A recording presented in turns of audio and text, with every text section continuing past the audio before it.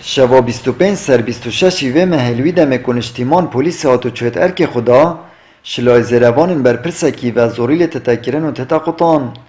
اوج پشتیوه چند کویی بر پرسی ترمبلا خل رزا دویل سر جاده راستاندی و پلیس نابری جی چندین جاران داخواست جکریه ترمبلا خوشوی جهی ببد دا کو نبیده اگر اگرتن آره که لزیروان نوی بر پرسی هرشت کنه سر و پاشان بنا خوشخانه تتبگاستن و درون ویجی تک چید دم جمیر نهیشه بگم آماجه پیکر جاده کای بزن احمد خان نزیک خان کباب کاری دبیا ترامپل اگه دریزی هات راوستاندن جمهوری نه دهگ بیان کو بیانی بویا پلیس پیکول که به ترامپل را کش بر هبون قرب بالغ که ازدحام کو گلک زیده ل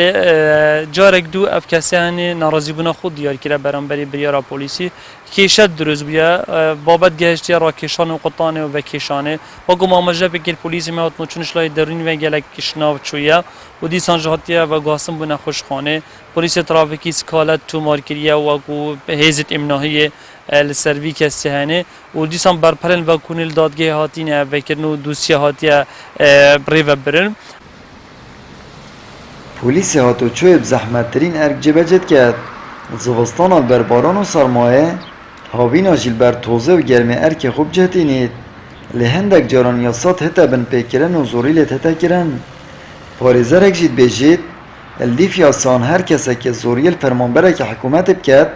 بێتەویە ساڵێکی بهێتە زیندانکردن و هەر کەسێ زۆریل پۆلیسێکی جی بکات بێتەویە 3 ساڵان بهێتە زیندانکردن ماده 230 جیاسای سزای عراقی دبیجیتن هر کسی که زورداری ل کارمنده که دولت بکتن دکاری ویدا یا جهه کاری ویدا یا هوکارن و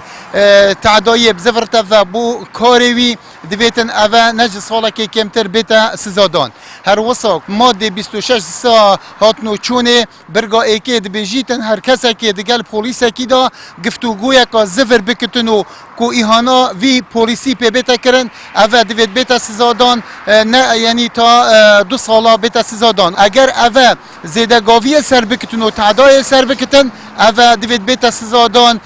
تا 3 ساله